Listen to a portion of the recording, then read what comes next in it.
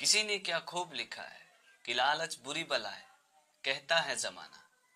फिर भी लालच के चक्कर में फंसा है ये सारा जमाना। हाय गाइज, मैं हूं बुमियार पिट्टूर। एक छोटी सी कहानी आपके लिए। ठंडी का मौसम शुरू हो गया था। एक किसान सवेरे सवेरे अपने खेत में गया और अपनी मटर की फसल देख के वो बहुत ही खुश हो गया। वो मन ही मन सोचने लगा कि ये फसल किसी तरह तैयार हो जाए तो मेरी सारी चिंता, सारी मुसीबत, सारी प्रॉब्लम खत्म हो जाएगी। फिर वो अपने खेत में थोड़ा बहुत काम किया और वापस अपने घर पे आ गया। अगली सुबह जब वो अपने खेत में गया तो अपने खेत की दुर्दशा देख के उसे बहुत ही दुख हुआ। उसके खेत को किसी जानवर ने थोड़े बहुत मात्रा में खा गया था। फिर वो अपने खेत को थोड़ा बहुत ठीक किया, थोड़ी देर काम किया और वापस अपने घर पे आ गया। तीसरे दिन जब वो अपने खेत में गया तो उस दिन भी उसके खेत की वही नजारा था। इस वजह से किसान को बहुत ही दुख हुआ और साथ में गुस्सा भी आया। वो अपने खेत के चारों ओर नजर दौड़ाया। उसने देखा कि दीवार कहीं से टूटी फूटी नहीं है, दरवाजा भी बंद है। दीवार की हाइट इतनी थी कि कोई जानवर लांद के उसे अंदर आ भी नहीं सकता था। तो सवाल ये हो रहा था कि आखिर ये जानवर आया कहां से। और उस किसान ने डिसाइड किया कि मैं देखूंगा कि आखिर ये जानवर आता कहां से है। और वो किसान शाम के वक्त अपने खेत के पीछे छुप गया और वो इंतजार करने लगा कि आखिर वो जानवर आता कहां से। तभी किसान ने देखा कि आकाश की ओर से उड़ता हुआ एक सांड उसके खेत में आया और उसके मटर को खाने लगा। ये देख के किसान को बहुत ही गुस्सा आया। उसने आओ देखा ना ताओ एक डंडा उठाया, उस सांड को भगाने लगा।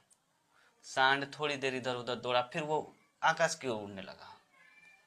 इस वजह से किसान ने उस सांड की पूंछ पकड़ ली और वो भी उड़ता हुआ आकाश लोक में पहुंच गया।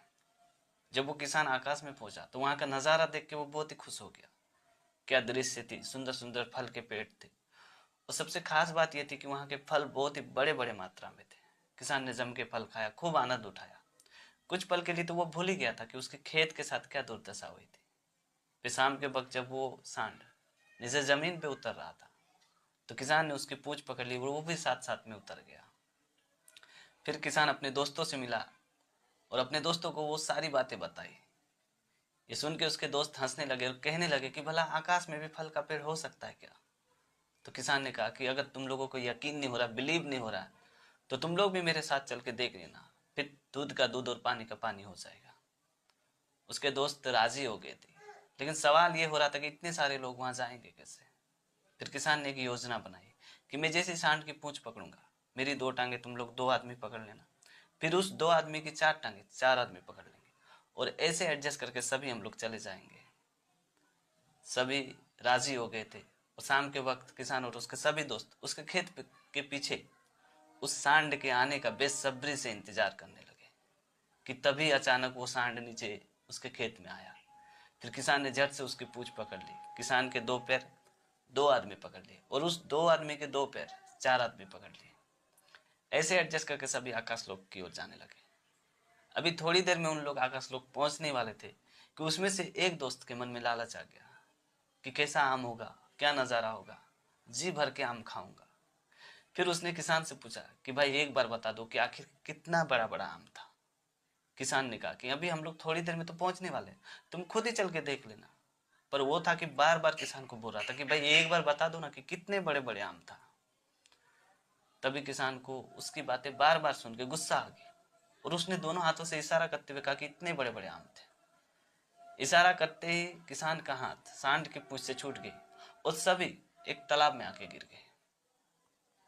किसी तरह हाथ पांव मार के सभी तालाब से बाहर आए। तभी किसान ने गुस्सा करते हुए अपने दोस्त से कहा कि देख लिया ना कितना बड़ा बड़ा आम था।